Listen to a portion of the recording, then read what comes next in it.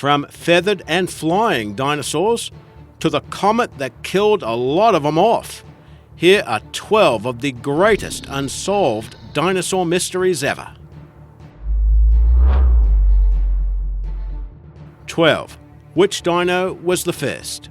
By most accounts, that would be Nyasasaurus, but there's still debate as to how closely related to dinosaurs the animals actually were. This lanky beast went about 3 meters long, including the tail, and unearthed in Tanzania in the 1930s. It's been dated at around 240 million years old.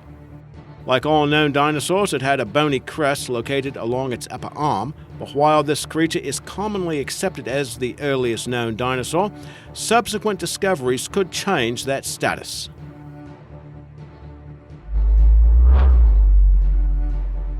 11. What colors were they?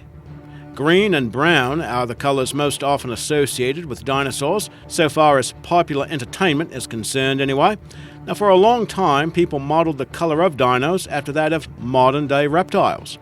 Melanosomes might help provide some answers, though. Those are pigment-bearing organelles found in the feathers of a 100-million-year-old specimen located in China. It at least proves that the color of feathered dinosaurs could survive being fossilized. Specimens of Psittacosaurus yielded melanosomes that indicated the animal was striped and had spotted limbs. Some experts say that since no dinosaur's skin has been found intact, nothing can be definitively proven, or disproven for that matter, regarding the creature's coloration.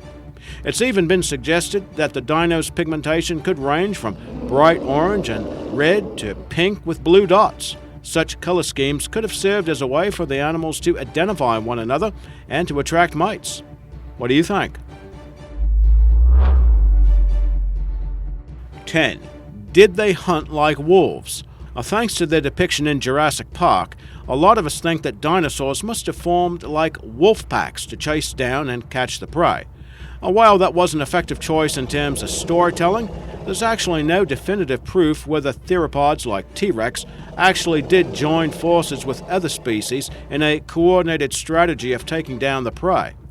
Fossil evidence has uncovered some specimens of T-Rex and velociraptors evidently walking together, but it doesn't indicate why they may have been walking together.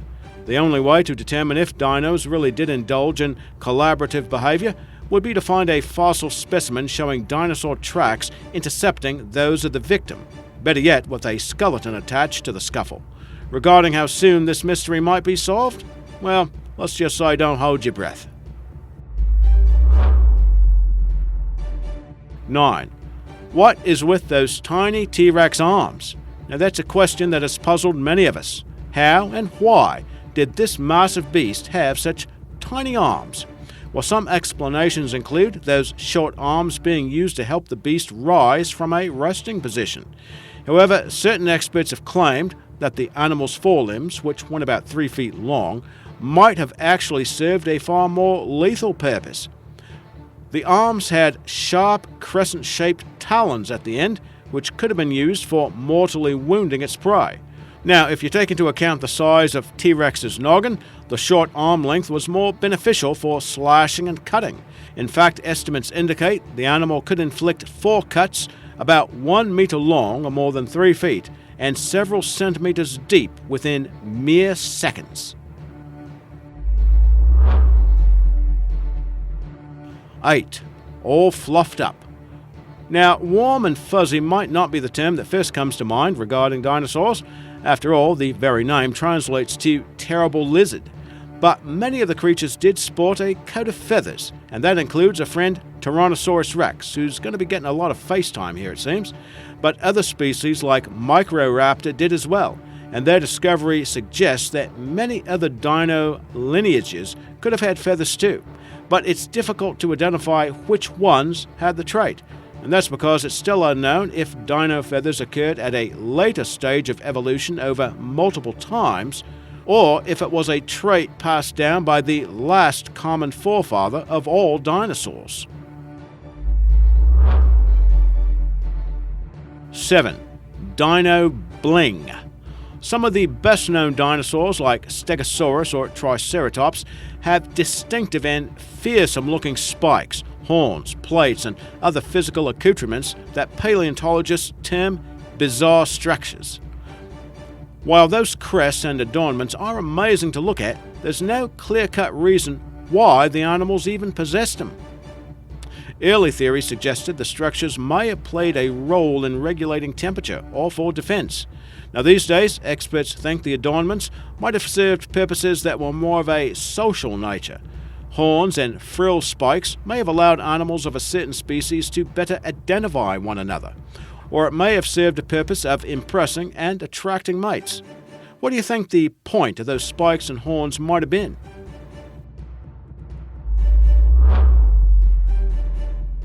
Six. Why did they get so big? No doubt these beasts are famous for the sheer size. You know, some of the largest sauropods can weigh more than 100 US tons.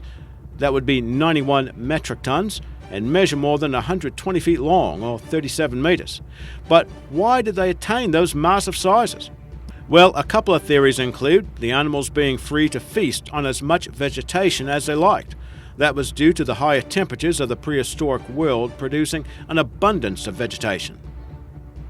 The animals indulged themselves and grew accordingly large.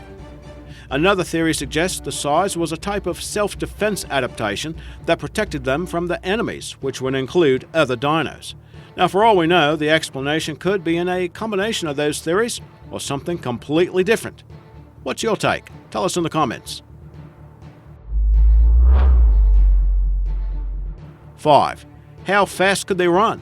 Well, one thing is for sure, these big behemoths would not have been running or galloping at the speeds depicted in the Jurassic Park movies or in other entertainment. The great body size and metabolism would have restricted how fast they could run or move, for that matter. Paleontologists can examine ancient dino footprints to estimate the critter's speed, but there is a problem with that since it's rare to find those footprints or a set of tracks in the first place. And another problem arises because it can be difficult to isolate the tracks of an individual specimen when there are many tracks in the sample. Experts often use modern animals as a guideline when estimating the speed of dinosaurs, and going by that approach, the fastest dinosaurs were likely the Ornithomimidae. Those were ostrich-like theropods that might have attained speeds of 50 miles per hour or 80 kilometers per hour.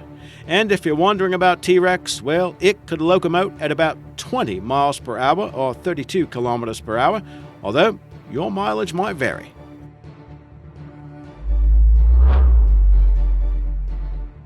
4. Cold-blooded or not? At one time, it was argued that dinosaurs were warm-blooded animals like mammals, or cold-blooded gigantic lizard-like beasts. Now, in fact, researchers had considered the animals more likely to be cold-blooded, but experts later found evidence that dinosaurs were most likely mesotherms. That is, animals with a strategy of thermoregulation that is a combination of both warm-blooded and cold-blooded creatures. So maybe a more colloquial term might be lukewarm-blooded. Did you know that mesotherms are not so uncommon today? Both the tuna and the leatherback turtle are identified as such. Can you think of any others? 3. Learning to fly. Of course, the dinosaurs are still with us today, we just know them as birds. So how did the dinos downsize in such a manner? Well, that's not to say that T-Rex ended up evolving into a bird, even though it's said its closest modern-day relative is in fact a chicken. Now, it was actually a group of dinos known as Maniraptorans, thought to have emerged during the late Jurassic, or about 100. Now, it was actually a group of dinos known as Maniraptorans, thought to have emerged during the late Jurassic, about 167 million years ago. They were smallish, feathered theropods that would have included those velociraptors immortalized in Jurassic Park, and that's according to the Natural History Museum of Los Angeles anyway. They are the only group so far known to have flying members, although how far back the lineage can be traced, that is still a matter of conjecture. Some theories suggest that their ability to fly was the result of flapping on the ground and running up steep surfaces to catch the prey, and this eventually evolved into powered flight. However, that is still up in the air.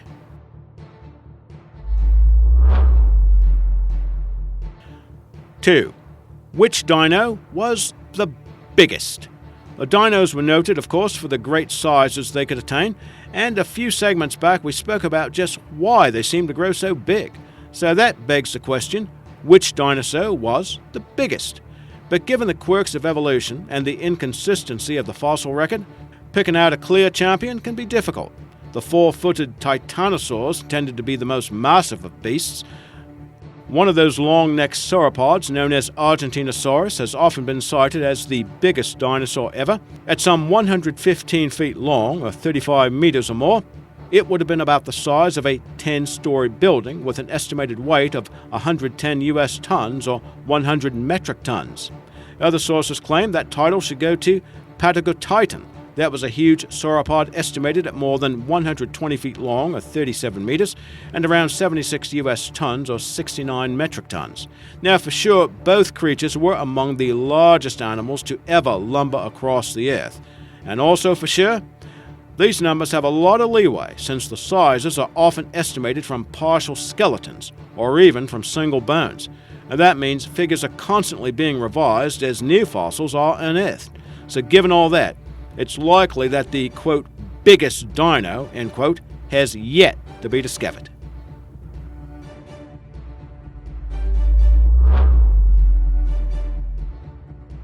One, what really killed off the dinosaurs? Now, the accepted theory, of course, is that a massive asteroid or comet crashed into the Earth some 66 million years ago. That is commonly referred to as the KT extinction event, and is thought to have triggered the extinction of the non-avian dinosaurs, along with around 3/4 of the plant and animal species found on the planet at the time. Other triggers could include periods of extreme geological shifts and volcanic activity linked to the Deccan Traps located in what is now west-central India. But paleontologists are still trying to puzzle out exactly how these triggers combined to create the mass extinction of all non-avian dinos, or whether the extinction happened suddenly or gradually. The animals existed around the world, but much of the information about the catastrophe has so far come from North America. So, this mystery will likely continue for the foreseeable future.